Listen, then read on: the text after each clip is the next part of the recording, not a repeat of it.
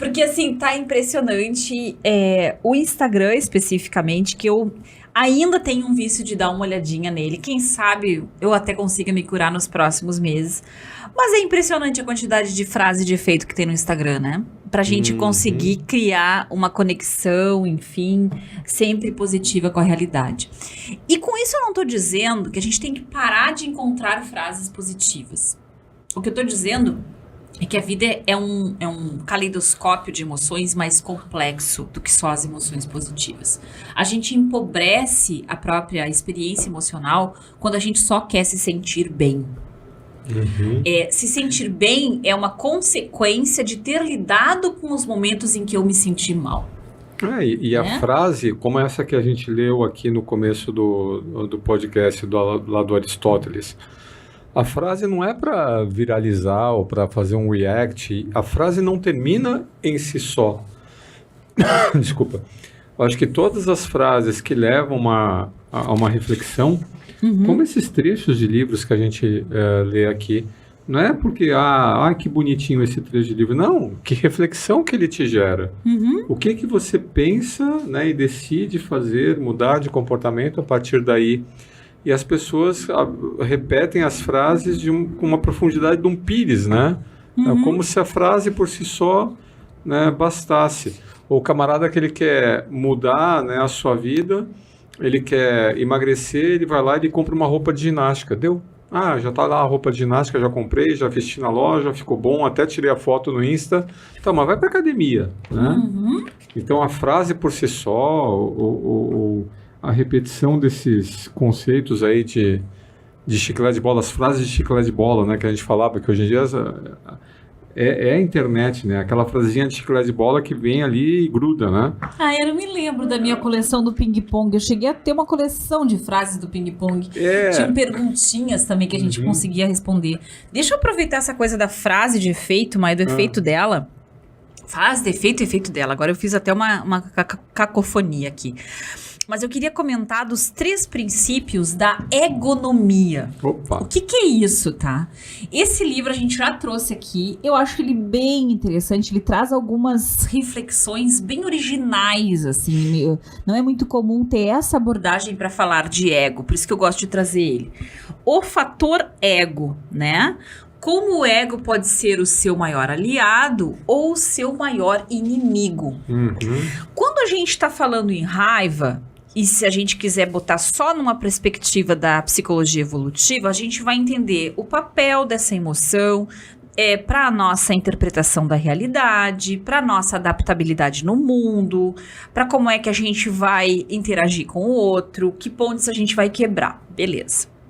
Mas a gente pode também fazer uma análise mais, assim, psicológica, pegando questões do tal do ego. O que é esse tal desse ego? Não vou fazer uma leitura psicanalítica disso, mas seria aquela instância da mente que te aconselha, que te cobra e que é o centro do teu eu ou da tua visão de eu. Como você se vê. Esse ego que a gente tá falando, tá?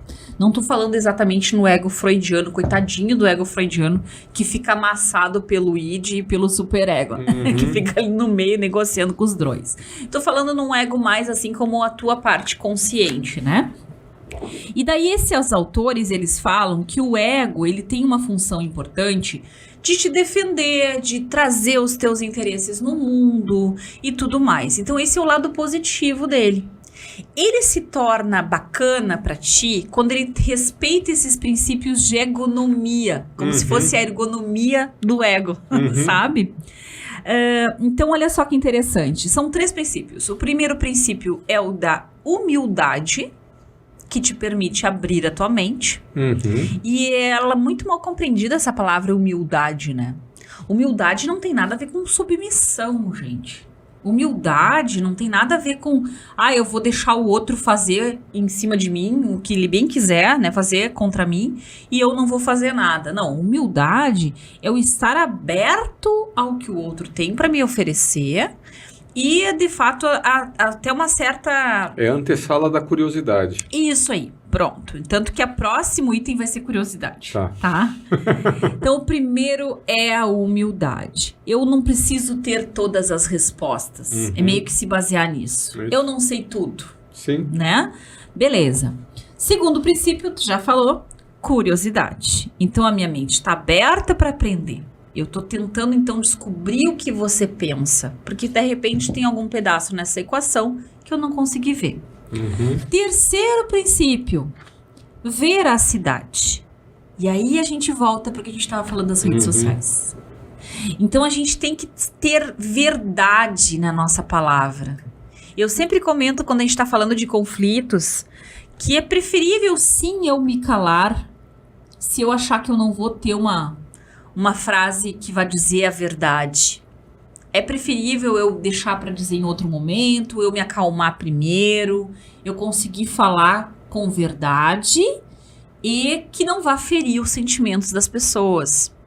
Então, mas a verdade é tão importante, né? Ela é uma proteção. Se você pegar a segurança psicológica lá da doutora Amy Edmondson, ela coloca humildade, curiosidade e confiança, né, como base para a colaboração. E a confiança... E troca empática, tinha mais uma quarta lá que ela falou. Que é a colaboração, mas a confiança tem a ver com essa autenticidade, com essa... Né, porque, que legal, né, tô curioso. Quero saber o que a Alessandra tem a dizer sobre isso, porque a Alessandra tem mais experiência que eu, né, eu reconheço a experiência dela, tô aberto a ouvir o que ela vem, e a Alessandra vem... coloca a coisa de um jeito completamente torto. Pronto. Porque é aquela coisa, eu sou humilde, estou aberto, estou curioso, mas não sou besta. Pronto. Pedir para eu ser besta, não. Né? Chega no final, a gente volta àquele princípio. Descubra o que te importa, o que te interessa e como você pode expressar isso no mundo. Errar é humano, insistir no erro não é tão inteligente. Mas assim. até aqui, a gente está meio que defendendo o valor de se ter raiva. Isso. Certo?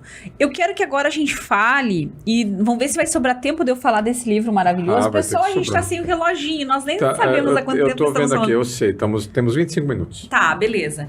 Então eu queria que tu tava comentando comigo quando a gente veio para cá pro podcast, do que te faz pensar essa questão do lado sedutor dos conflitos. E tu comentou lá do livro do Príncipe de Maquiavel. Conta um pouquinho o que te veio sobre isso. É que a gente sempre fala do lado do mau uso, das habilidades emocionais ou desse conhecimento.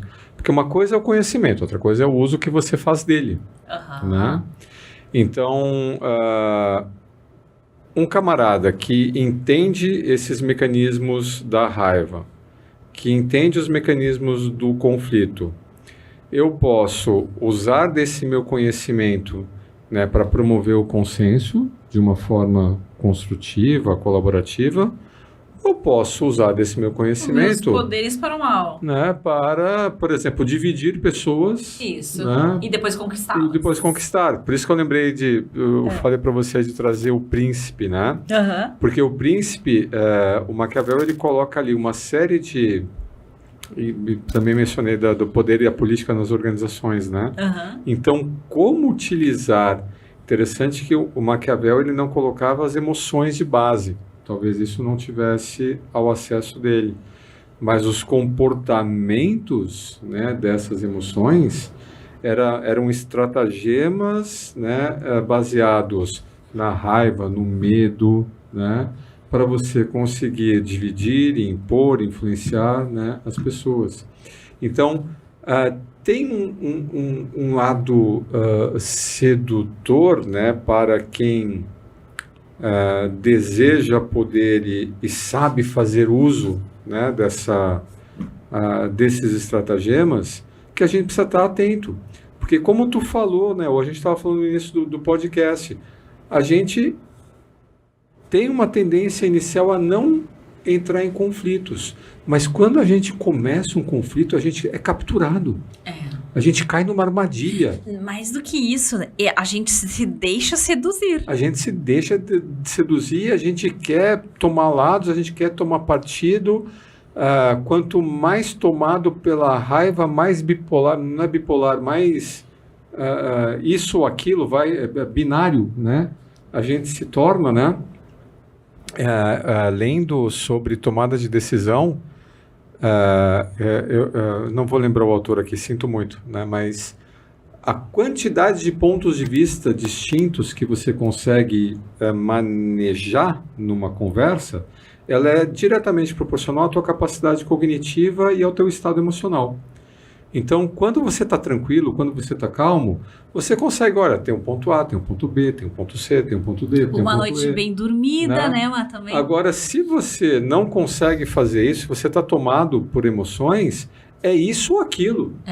Você vai fechando, reduzindo, e você não consegue Aí vem o princípio da dissonância cognitiva, né, que está envolvido nisso. Quem sabe usar isso e joga com isso, nossa, tem uma ferramenta. Então, é importante a gente manter o awareness para a gente não entrar de gaiato nesse navio, né, de entrar num conflito a serviço de quem, né? Quem serve o grau, né? Então, essa coisa do Dalai Lama, né? Por que eu estou aqui nesse conflito? O que está me trazendo aqui? Qual que é o motivo, então, do Aristóteles? Né? Eu estou tendo raiva com você, mas por que mesmo que eu estou tendo essa raiva? O que está me movendo? Aonde que a gente vai chegar com isso tudo? Ou qual que é a intenção de quem vai, ou quem está promovendo essa cisânia?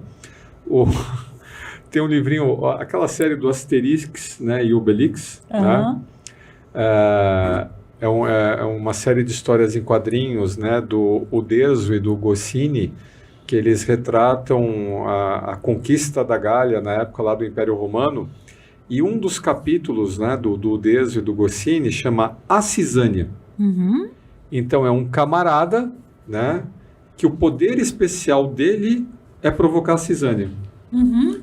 Então ele chega no ambiente, está todo mundo bem, está todo mundo tranquilo, tal, não sei o quê, aí ele vai lá e ele planta uma sementinha de cisânia. Ele consegue captar ali as tendências, quem é mais frágil, quem tem um ego mais desregulado, e ele coloca uma coisa e de uma hora para outra está todo mundo brigando de se puxar os cabelos, né? Tá certo que é uma história em quadrinho. Mas tem gente que tem essa habilidade e faz isso com segundas intenções, ou pior, faz isso por prazer. Eu conheço gente, né, que tinha essa habilidade ou esse prazer mórbido, né, de numa reunião de pessoas provocar uma cisânia só para ver o circo pegando fogo. E ver como é que as pessoas reagem. E as pessoas caem. É impressionante. Tá, tô com muitas janelas abertas, Mai. Vou perder meu fio da meada, já perdi metade dos pratinhos que eu ia levantar aqui. Eu ia começar primeiro falando do Maquiavel, tá? Fiquei com isso na cabeça. O Maquiavel, ele não falava de emoções porque ele estava falando de articulação entre diferentes correntes, de pensamento, que mais tarde vão se entender como correntes políticas. Tanto que ele é conhecido como o primeiro tratado de política. Então, O Príncipe é um livro lá de 1532, a edição póstuma dele. As estratégias deles eram baseadas em medo, né? Tá, e o que ele dizia? Exatamente. Então, ele falava de emoções ao falar de contextos políticos. E o que é interessante, eu tenho aqui 2 capítulos que me chamava a atenção, e não é um livro gostoso de ler, eu não acho que dá para ler de início ao fim ele, né? Tu lê trechos dele, ele mais dá aquele contexto da época, da Itália renascentista. É difícil você achar O Príncipe, você sempre vai achar O Príncipe comentado. Isso. Porque o tratado dele é muito sucinto. E aí vão ter autores que vão ler o tratado, contextualizar e comentar. E dependendo de quem está fazendo isso, vai ter um contexto diferente. Vai ter uma explicação diferente. Mas não existe um único jeito, né, de ver. E o que me chama a atenção, que eram 2 capítulos que eu agora, olhando aqui na internet, eu descobri o nome deles, né, que são 2 assim, Como evitar o desprezo e o ódio, tem um capítulo. Tem outro capítulo sobre crueldade e clemência, se é melhor ser amado ou temido. E esses capítulos que eu estou... é que o príncipe deve ser temido. E é daí que vem o tal maquiavelismo, né? É essa interpretação. Mas ele, como, insisto, estava falando de um contexto da época, dos principados, da tentativa de domínio de um determinado governante, né?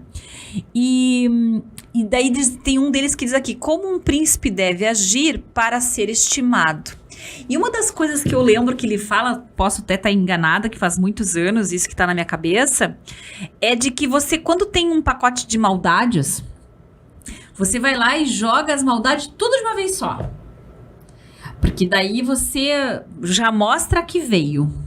E que as bondades você distribui despacito, para ir criando nas pessoas essa possibilidade aí de um registro positivo. Então é muito interessante como o maquiavelismo, a manipulação emocional, elas bebem de fontes muito antigas, né? Essas possibilidades aí, as pessoas há muito tempo usam esses mecanismos.